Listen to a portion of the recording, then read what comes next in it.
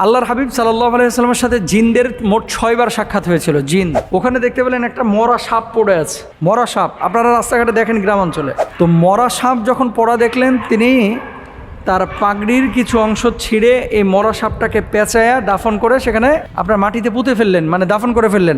জিনরা আপনারা জানেন যে অনেক সময় সাপের আকার আকৃতি ধারণ করে, বিড়ালের আকার আকৃতি ধারণ করে, কুকুরের আকার আকৃতি ধারণ করে। মোহতারাম রাসূল আকরাম সাল্লাল্লাহু আলাইহি ওয়াসাল্লামের সাথে নাকি জিনদের কয়েকবার সাক্ষাৎ হয়েছিল। এই ব্যাপারে আপনার কাছে জানতে চাচ্ছি, আসলে রাসূল সাল্লাল্লাহু আলাইহি ওয়াসাল্লামের সাথে জিনদের সাক্ষাৎ আসলেই কি সত্য হয়েছিল? যদি থাকে প্রমাণ কি? অনেকদিন আগে মনে হয় আলোচনা করেছিলাম কোন এক মাহফিলে। আল্লাহর হাবিব সাল্লাল্লাহু আলাইহি ওয়াসাল্লামের সাথে জিনদের মোট 6 বার সাক্ষাৎ হয়েছিল। জিন জাতির দলবদ্ধভাবে সাক্ষাৎ হয়েছিল কয়বার? 6 বার। নবীজি সাল্লাল্লাহু আলাইহি ওয়াসাল্লামের সাথে 6 বার সাক্ষাৎ হয়েছিল।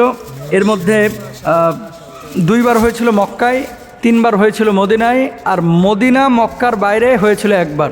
আবারও বলছি, আল্লাহর হাবিবের সঙ্গে জিনদের 6 বার সাক্ষাৎ হয়েছিল। এর মধ্যে মক্কায় হয়েছিল 2 বার, মদিনায় হয়েছিল 3 বার, মক্কা এবং মদিনার বাইরে হয়েছিল 1 বার। আপনি বলবেন যে কি, নবীজিকে দাওয়াত দিয়েছিলেন এই জন্য আল্লাহর নবী গিয়েছিলেন?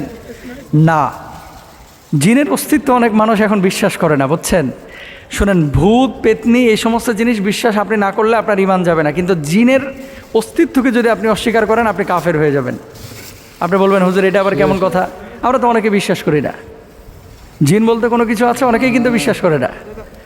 আপনি যদি বিশ্বাস না করেন, কোরআনের অনেক আয়াতকে আপনাকে অস্বীকার করতে হবে। দেখেন সূরা যারিয়াত আল্লাহ তাআলা কি বলছেন? ওমা খলাকতুল জিন্না ওয়াল ইনসা ইল্লা লিয়াবুদুন, মানুষ আর জিনকে আমি আল্লাহ তাআলা ইবাদতের জন্য তৈরি করেছি, সৃষ্টি করেছি। তাহলে এই আয়াতে আল্লাহ যে জিনের কথা বললো, আপনি অস্বীকার করলে আয়াতের সাথে আপনি সাংঘর্ষিক কাজ করলেন। 2 নম্বর আসেন, আল্লাহ সুবহানাহু ওয়া তাআলা একটি সূরা নাজিল করেছেন, যে সূরাটির নাম হচ্ছে সূরা জিন। এখানে আল্লাহ তাআলা কি বলছেন? কুল উহিয়া ইলাইয়া আন্নাহু ইসতামা নাফারুম মিনাল জিন্নি ফাকালু ইন্না সামি'না কুরআনান আজাবা। ইনসান নামে কোনো সূরা আল্লাহ তাআলা নাজিল করেন নাই, কিন্তু জিন নামে আল্লাহ তাআলা একটা স্বতন্ত্র সূরা নাজিল করেছে। চিন্তা করা যায়? তাহলে আপনি যদি জিনের অস্তিত্বকে অস্বীকার করেন তাহলে আপনি ঈমান থেকে খারেজ হয়ে যাবেন, কাফের হয়ে যাবেন ডিরেক্ট। তো আল্লাহর হাবিব সাল্লাল্লাহু আলাইহি ওয়াসাল্লামের সাথে কীভাবে সাক্ষাৎ হয়েছিল?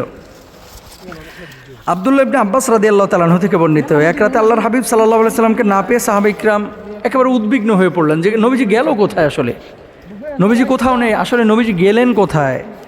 তিনি ফিরে এসে বললেন, আমার কাছে একদল জিন এসেছিল, আমি তাদের সঙ্গে যাই এবং তাদের সম্মুখে কোরআন তেলাওয়াত করি।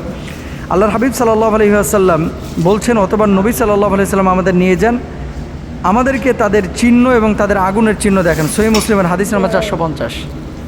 সাহাবীদেরকে নবীজি গিয়ে জিনের চিহ্নও দেখিয়েছেন, এবং সেই সময় জিনরা তাদের প্রধান খাবারের কথা বলেছে যে আমাদের প্রধান খাবার হচ্ছে হাড্ডি, এই জন্য হাড্ডি যেখানে সেখানে ফেলে রাখতে নিষেধ করা হয়েছে।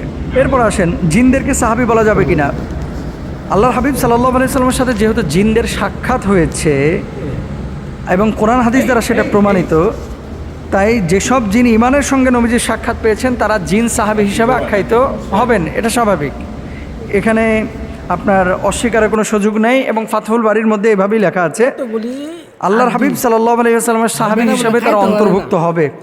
জিন সাহাবীদের সঙ্গে মানুষের একাধিক সাক্ষাতের প্রমাণও রয়েছে। একবার ওমর ইবনুল আব্দুল আজিজ রাহিমাহুল্লাহ তিনি রাস্তা দিয়ে হেঁটে যাচ্ছেন, খেয়াল করেন, রাস্তা দিয়ে যখন হেঁটে যাচ্ছেন ফুলাত এলাকায় হাঁটছিলেন, এলাকাটার নাম ছিল কি? ফুলাত। ওখানে দেখতে পেলেন একটা মরা সাপ পড়ে আছে। মরা সাপ আপনারা রাস্তাঘাটে দেখেন গ্রামাঞ্চলে। তো মরা সাপ যখন পড়া দেখলেন, তিনি তার পাগড়ির কিছু অংশ